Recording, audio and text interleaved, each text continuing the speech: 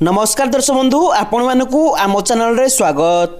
सुभद्रा योजना नहीं आसिले बड़ खुशी खबर। उपमुख्यमंत्री प्रभाती परिडा देले बड़ सूचना।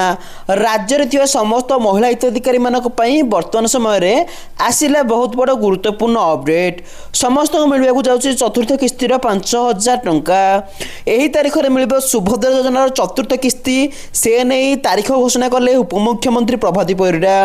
जो महिला हिताधिकारी माने केवल प्रथम रो द्वितीय किस्ती कि तृतीय किस्ती पाइछंती से मानक उपमुख्यमंत्री देवे बड़ सूचना।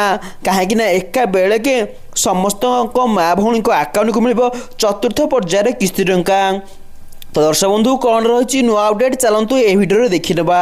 तो दर्शक बंधु जदि आप आम चैनल को प्रथम थर पर देखुं आम चैनल को सब्सक्राइब करी पाखर बेल आइकन को ऑल कर रखु जहाद्वारा यहीपरि सुभद्रा योजनार लाटेस्ट न्यूज अपडेट आसिले आपड़ सर्वप्रथम जानीपर।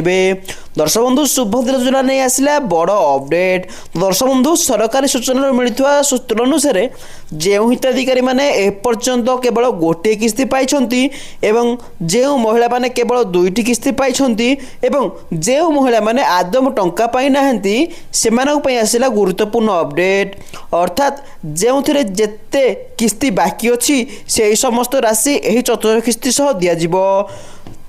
तो दर्शक बंधु वर्तमान समस्त महिला मनरे गोटे प्रश्न जे चतुर्थ किस्ती 5000 टंका केबे मिलिबो।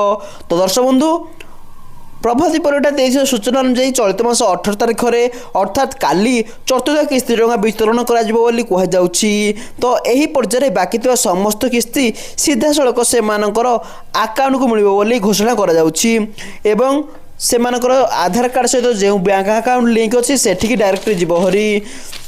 तो दर्शक बंधु जो बैंक खाता समस्या रोची तो क्योंकि आधार कार्ड समस्या रोची एवं यह द्वारा तृतीय किस्ती ता पूर्व पहुँची पार नाला किंतु यही समस्या को दृष्टि रखी राज्य सरकार यही निष्पत्ति नहीं जे समस्त माँ भौणी केमिति ठीक भाव में पैसा पाइबे तापर नजर रखिछंती। तो दर्शक बंधु आपण मानकर डाउट थी जो मैंने तृतीय पर्यायर किस्ती टंका एपर्यंत पाई नाहंती सेमाने कौन करेंगे एवं द्वितीय पर्यायर किस्ती टंका बहुत माँ भौणी आज जाए पाई नाहंती पेंडिंग रे अच्छी। तो तांका मानक पई मध्य सरकार एक लाटेस्ट अपडेट आनी देइछंती। समस्त माँ भौणी मानकू एका बेले कि मिल सुभद्रा योजनार चतुर्थ पर्यायर किस्ती टंका जहाँकि आशा करा 18 तारिख दिन समस्त माँ भौणी को आकाउंट को आसीबो।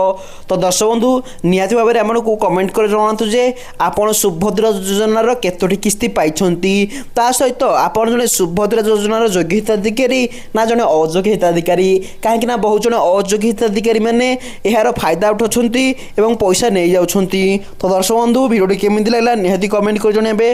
रहिली नमस्कार।